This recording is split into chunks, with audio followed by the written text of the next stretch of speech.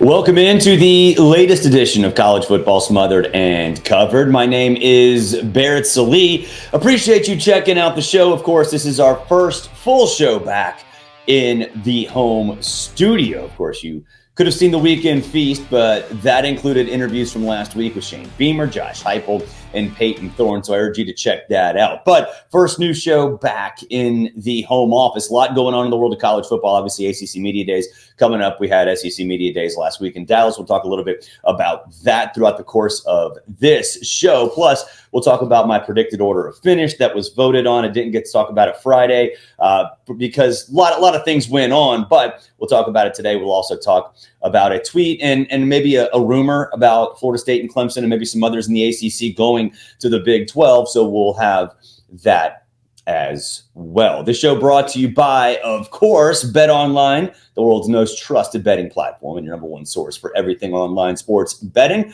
Right now, you can receive a 50% free bet up to $250 on your first deposit to bet on anything from the Olympics, Major League Baseball, Formula One racing, NASCAR, whatever. Bet Online has every stat, every matchup, even live odds and spreads while the games are being played. Hey, when the game's over, go onto their online casino. You can play some blackjack, maybe some poker, or enjoy one of their 150 different slot options. Head to the website today, get in on the action. Use promo code BELIEVE, BLEAV, for your 50% free bet credit on your first deposit up to $250. Bet Online, the game starts here. And of course, the predicted order of finish, something that happens every single year at SEC Media Days. We do the first and second teams preseason all SEC. I don't really care about that. Whatever. People do it as if it's the end of the season. People do it as if it's the beginning of the season. And honestly, nobody really cares all that much because you're pretty much focused on your team, maybe your rivals and a few others, but you don't really care what happens at Vanderbilt. Like, let's just be honest. That's the reality. But the predicted order of the finish, to me anyway,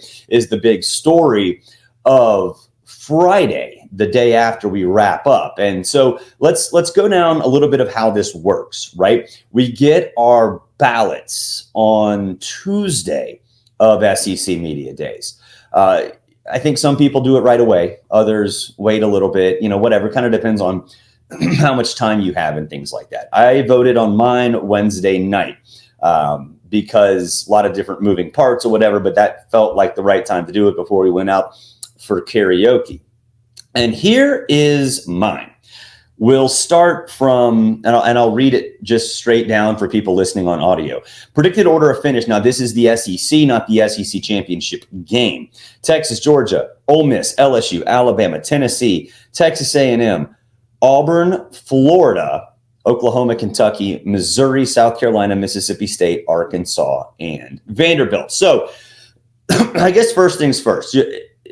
That's subject to a lot of changes, a whole lot of changes. And incidentally, I have Georgia over Texas getting revenge for the loss in Austin as the SEC champion. So I have Georgia over Texas in the SEC championship game. Subject to many changes. I hate voting this early. I got to see what happens in fall camp, who wins quarterback battles, who gets injured, what the depth charts look like, all that other stuff. So it's subject to change. But also there are a lot of ties mixed in. And I tried to go through and do the tiebreakers, and it is like reading hieroglyphics. I mean, with everything that's going on, and I have my helmet schedule behind me. This is my helmet schedule. If you're looking on TV, on Rumble or YouTube, you can see it. On the back, you can see 3 teams tied for 3rd, 2 teams tied for 6th, 4 teams tied for 8th, 2 teams tied for 11th. You can go back and look. This is my first 8, 6 of them, they could be completely different. Could be completely different. You can't vote for ties, right? You can't vote for ties. So I just went through a lot of what I went down. Now, there are some like, head-to-heads or whatever, if they're 2 teams, whatever. But you can't vote for ties. But let's start. Let's just go with a couple of themes that I have throughout my top 16. First things first, Texas and Georgia. I like Texas's schedule. Georgia's Georgia, whatever. I think for the regular season, I have Texas going undefeated. That may seem crazy. Go look at the schedule. There's not much that I'm terribly worried about. look, the Red River rivalry is at home. You still have 4 true road games. You get Georgia at home, you get Florida at home, you get Kentucky. And look, I think the road schedule is not terrible either. Going to Texas A&M, I get at the end of the season, all the emotion involved with that, but I'm not worried about the schedule really at all, except for the Georgia game. That will be one of the biggest games in Austin in history. Think about everything that goes into it. Texas just made the college football playoff. Texas damn near won a national semifinal. Texas wants to be the superpower in the big bad SEC. Nick Saban just retired from Alabama.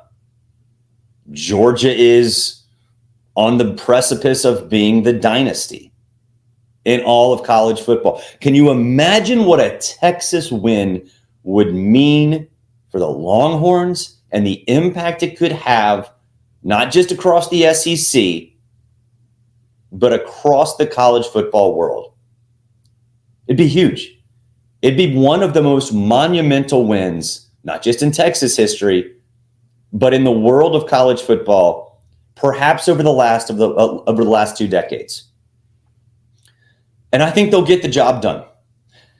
Crowds matter. Emotions matter. It's hard to win in Texas. It's really hard. I saw a Tom Herman coached Texas team damn near beat LSU in week 2. And in my mind, that was the best college football team ever. Ever. And spare me the 2001 Miami talk. I think that LSU team was better. Now, maybe it's confirmation bias because I saw that team 7 times up close and personal. But that team was just filthy. And Tom Herman damn near won it. At home in Austin. Give me Georgia to lose that game. But flip it around in Atlanta, and Georgia gets the job done because it's damn near impossible to win over a very, very good team twice in one season. And they might play 3 times. And at that point, just toss your hands up. I have no freaking clue.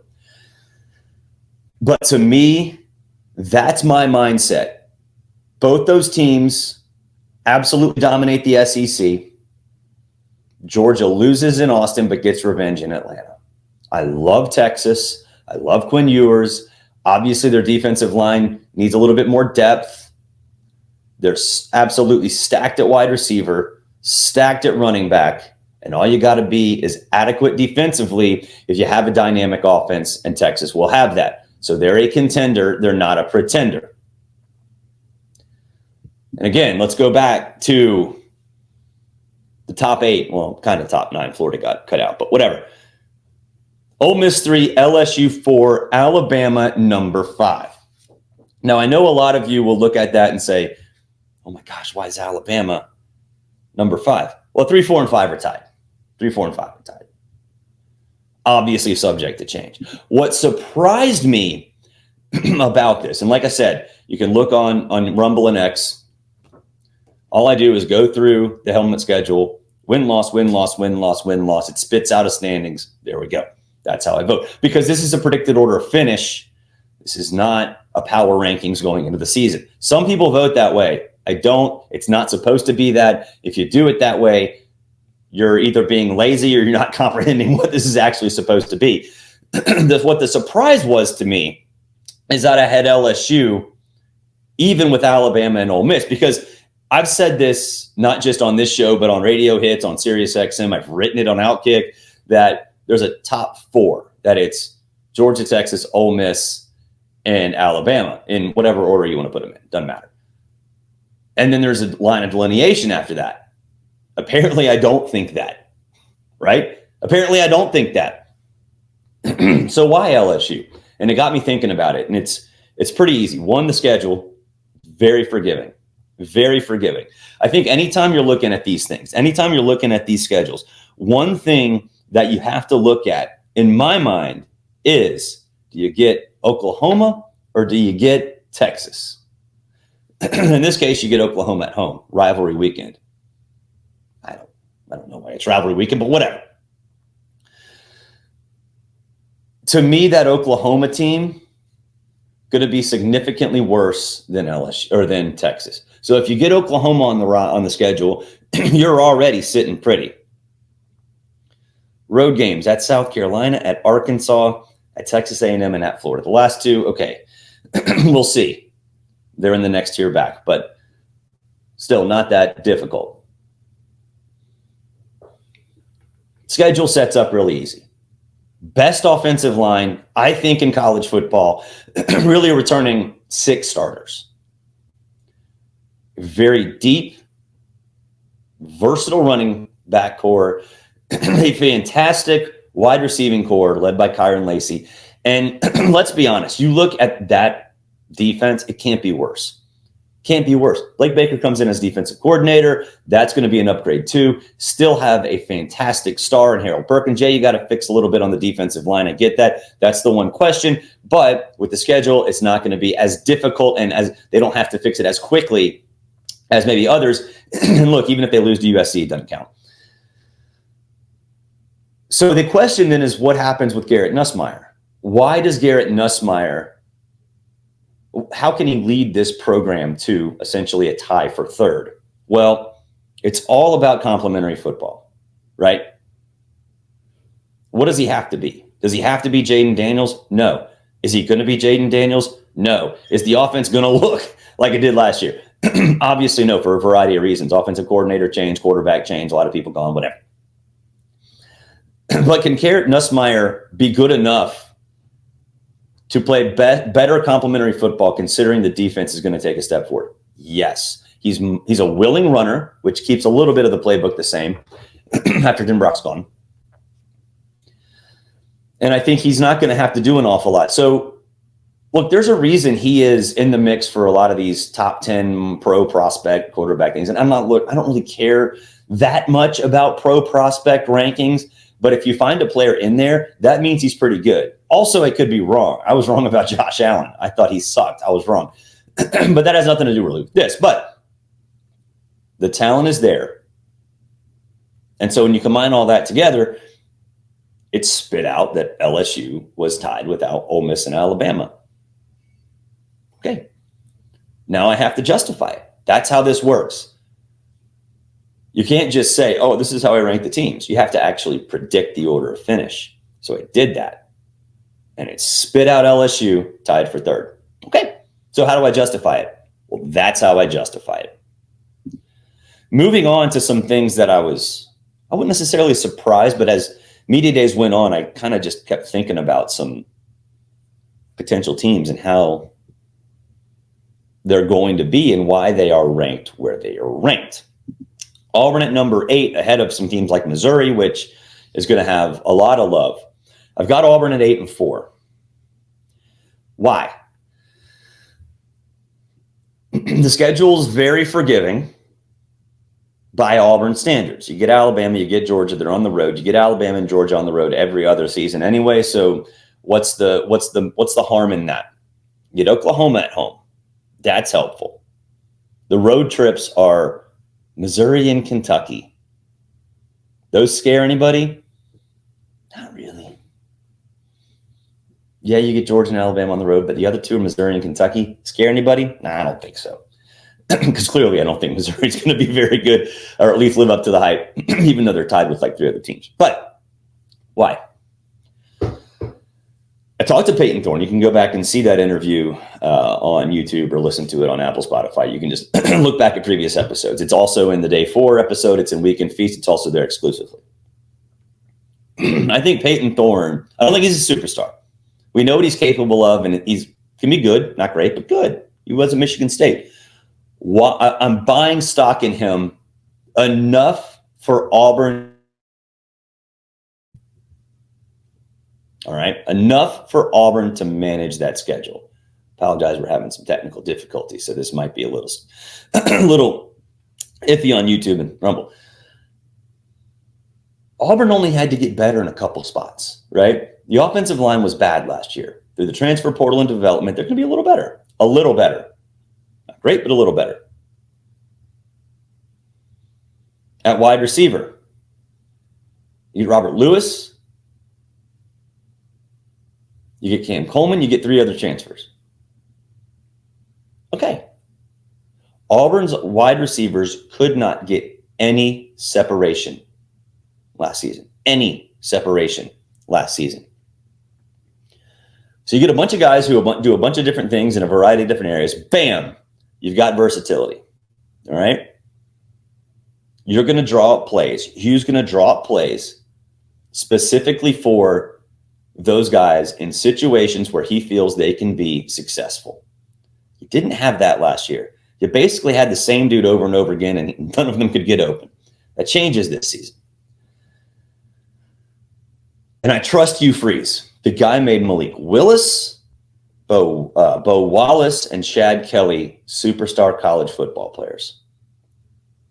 Can Peyton Thorne be that guy with a little bit better offensive line and a significant upgrade at wide receiver, considering also that almost all of his running back production returns, including Jarquez Hunter, first team preseason All-SEC? The answer is yes. The answer is yes. So that's why I have Auburn a little bit higher than maybe people realize, maybe other people realize. I think they're going to be okay. You know what's also okay? This cup. College Football Smothered and Covered. You can get it at the College Football Smothered and Covered store. Just look in the description below. You will see that. You will see coffee cups. You will see hoodies. You will see T-shirts. You will see all of this stuff over at the College Football Smothered and Covered store. Okay. Let's go to the second half of the show.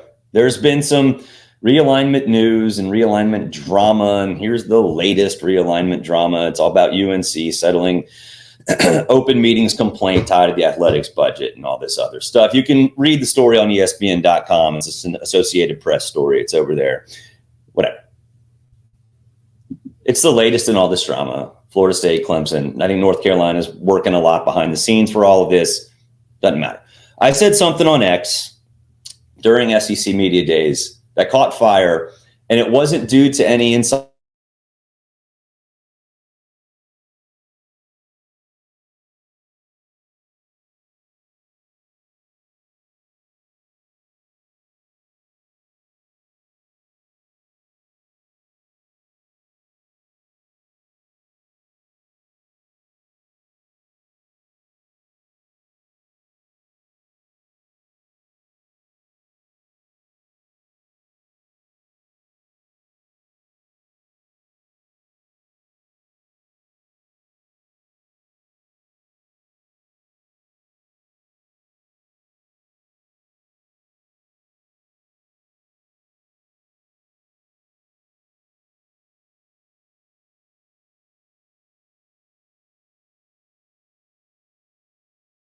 Fourteen other teams to take a pay cut. You're going to have to convince 14 other teams to take a pay cut if you're Greg Sankey. I'm sorry. You're going to have to take 16. That's natural reaction at this point. You're going to have to take 16 other teams to take a pay cut if you're going to add Florida State and Clemson. Is that going to happen? No. Because are those teams worth whatever it's going to be, 60, 65,000 or 60, $65 million a year? That's not going to happen. It's not going to happen at all. So with that in mind, where else could they go? The Big Ten could be interested. But again, those two teams are not worth the $65, $70 million that the Big Ten pays. So why would the Big Ten consider them? Think about what it could be. It could be a truly national conference. You could have the Pacific Northwest, you could have the Southern California schools, you can have the Northeast, and then you have the Southeast. And then you could have Nebraska, Middle America.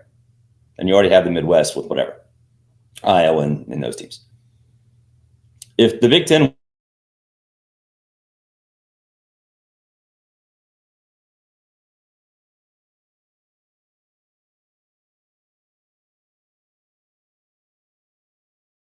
wants to be a national brand, a true national, I don't think so. God, technical difficulties everywhere. You guys okay back there? So where do they go? To me, the answer is the Big 12. And I said this on X, and man, the reaction was bad. A lot of people were like, there are a lot of people saying it's a report. It's not a report. It's an opinion based on some things I've heard, some conversations that I've heard. But the Big 12 for Florida State and Clemson is definitely plan C. Is it a bad plan C? To me, the answer is no. The contract's up in 2030. Now, obviously, Florida State and Clemson and whoever else, North Carolina, whatever, going to have to pay a significant fee. Billable hours undefeated. We'll see what that actually is.